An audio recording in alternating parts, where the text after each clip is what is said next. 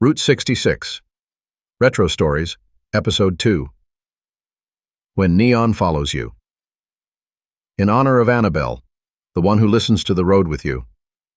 The first thing you notice after leaving Annabelle's is that the road sounds different. Not louder, not quieter, just tuned. The hum of the tires on the pavement has a rhythm to it now, like a song you almost recognize but can't quite place. The V8 under the hood of your '57 Bel Air settles into a steady, contented rumble, as if it knows you just passed through something important and is still thinking about it. Beside you, your wife sits turned slightly toward the window, one hand resting on the leather-bound notebook in her lap. The notebook you found on that empty diner table. On the cover, the faded gold letters catch the dash glow. Route 66, Stories for the Road. You can still feel Annabelle's in your bones. The jukebox melody, the empty but not empty booths, the message on the last page. If you're here, the road has chosen you. Follow the signs. You don't talk for a while. The sky outside deepens from blue to indigo as evening comes on. The neon from Annabelle's has finally faded from the rearview mirror, but it still lingers behind your eyes, pink and turquoise ghosts at the edge of your vision. You reach for the radio knob, then hesitate. The last time music started in that diner, it felt like the building itself was choosing the soundtrack. Your wife notices your hand hovering. "Go on," she says softly. "See what the road's listening to out here." You turn the knob, static at first. A crackle, a hiss. Then, like a coin dropping into place, a station locks in. Not crisp, but clear enough. A guitar drifts out of the speakers, dreamy and slow. You freeze. It's not the exact song from Annabelle's jukebox, but it's close. Close enough that your chest tightens. The same kind of lonely, hopeful melody. The same way the notes never quite resolve the way you expect, and somehow that makes them better. Your wife's hand tightens on the notebook.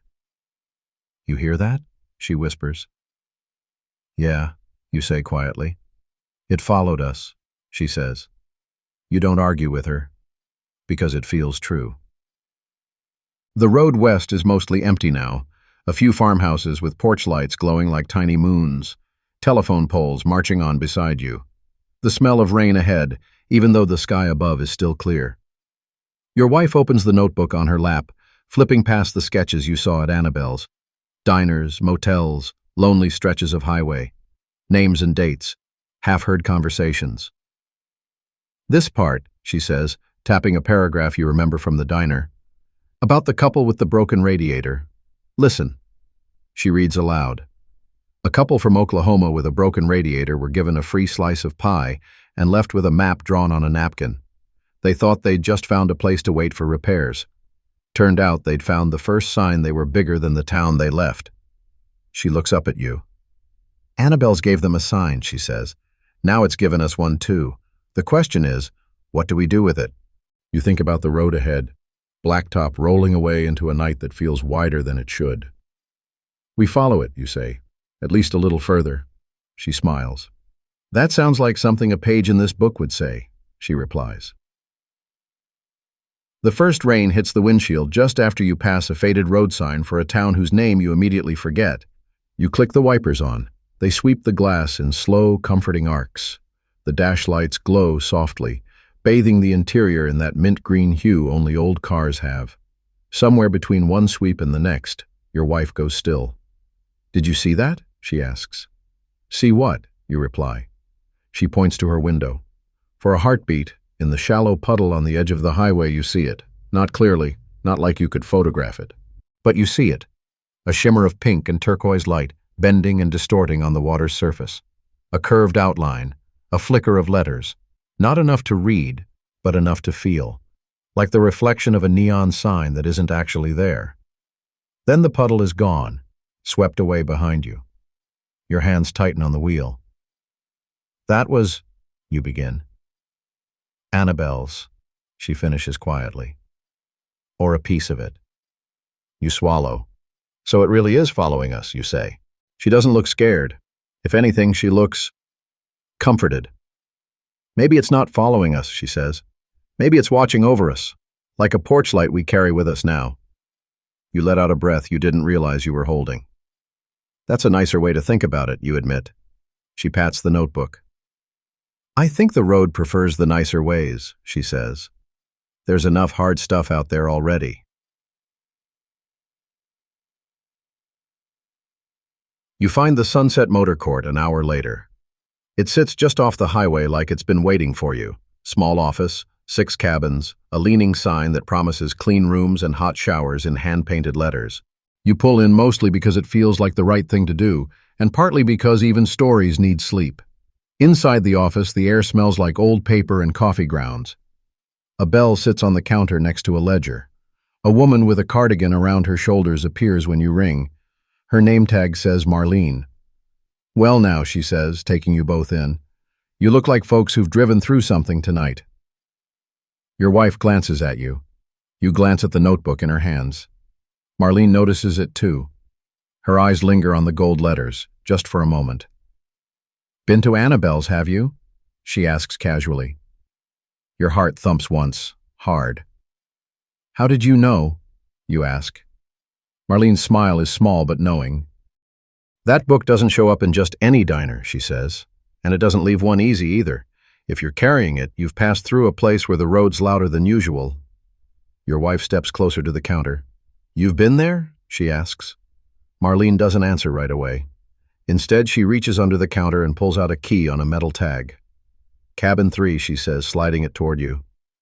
Best one for folks who've recently met Annabelle's. Windows face west. Good for thinking about what comes next. You take the key, but before you can pull your hand back, she covers it with her own. Listen, she says, her voice dropping just a touch. That diner? It's not stuck in one spot. It's like a coin the road flips when it has something to tell you.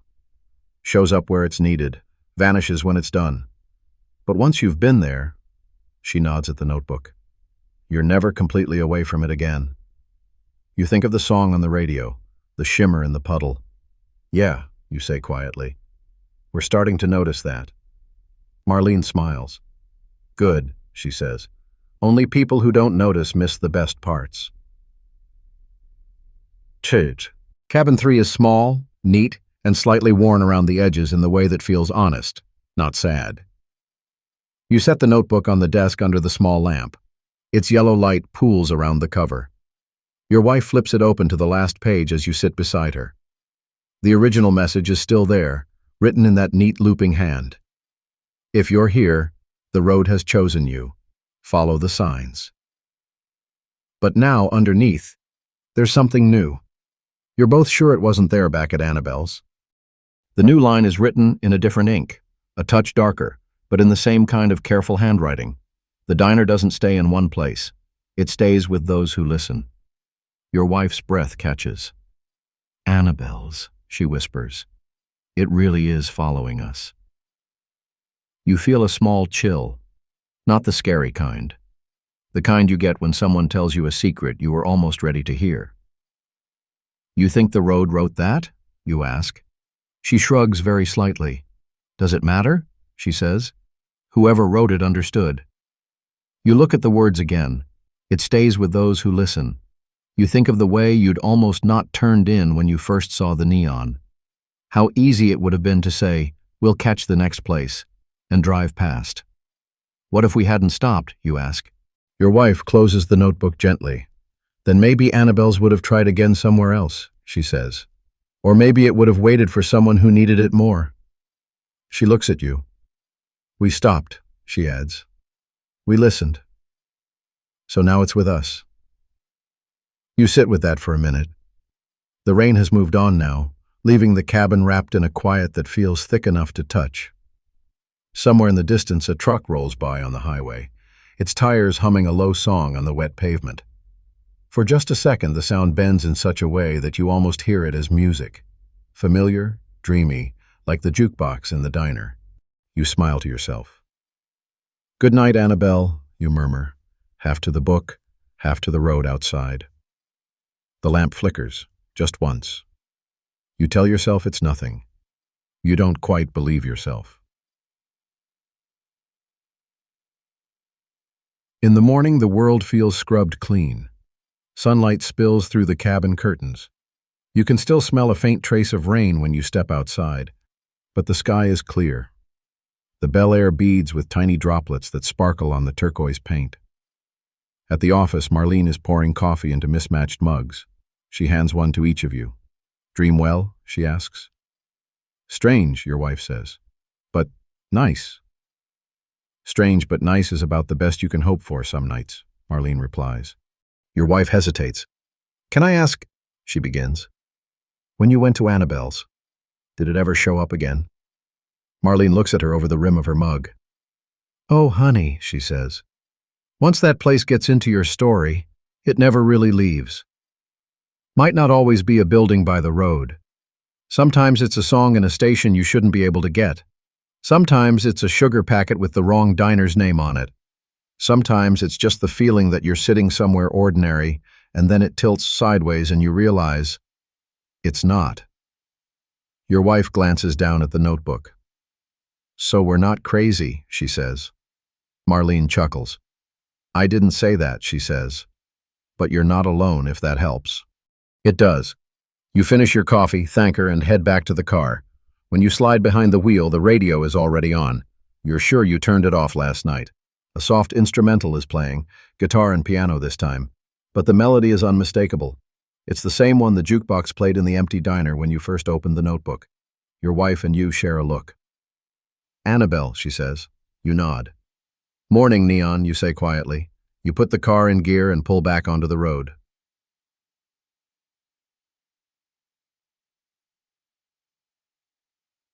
A couple of hours later, you find your first Route 66 shield. White sign, black numbers, simple as anything. It stands at the side of the road like it's been there forever. You pull over just to look at it. Your wife touches the edge of the metal, almost in greeting. "Think she'll find us here too?" she asks, meaning the diner, the presence, the neon. You glance down the long stretch of highway ahead, then back at the sign. "I think she already has," you say. You don't mean just the building. You mean the feeling, the listening, the sense that the road is watching back now. You drive into the first small town you come to along 66. Brick storefronts, a cafe, a corner gas station. You stop at the cafe not because you're starving, but because something in your chest tugs when you pass it. Inside, it's all familiar and new at once. Different linoleum, different faces, different jukebox in the corner. But as you sit down, you notice something that makes your skin prickle. Tucked beside the sugar dispenser at your table is a single paper matchbook. You pick it up, turning it between your fingers. On the front, printed in small turquoise letters, is a name: Annabelle's Diner, open 24 hours. There's no address, no town, just a tiny drawing of a neon sign with a curving arrow pointing nowhere in particular. Your wife sees it and smiles, slow and sure. She's definitely keeping up, she says. You flip the matchbook open. Inside, on the flap, a few words are printed in tiny, neat type. Wherever the road needs a door. You set it down next to the notebook on the table.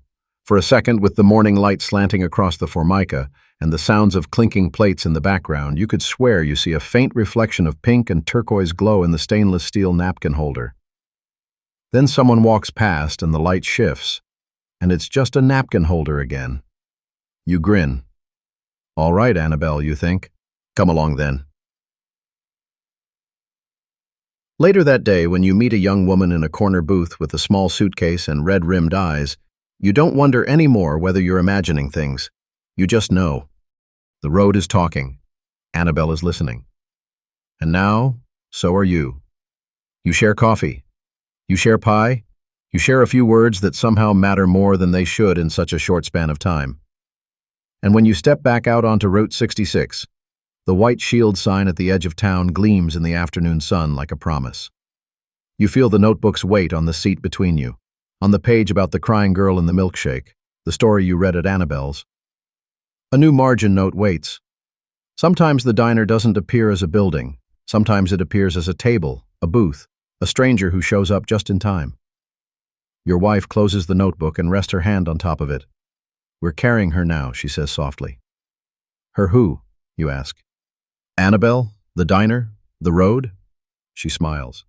Yes, she says. You laugh, start the car, and ease back onto the mother road. The jukebox melody humming through the radio, the matchbook tucked safe in the notebook, and the quiet, steady knowledge that from here on out, You're not just following the story, you're traveling with it. And somewhere just beyond the next bend, you know there's always a chance that pink and turquoise neon will be waiting, at the edge of nowhere, at the edge of somewhere new, or simply glowing in the reflections of the people you meet.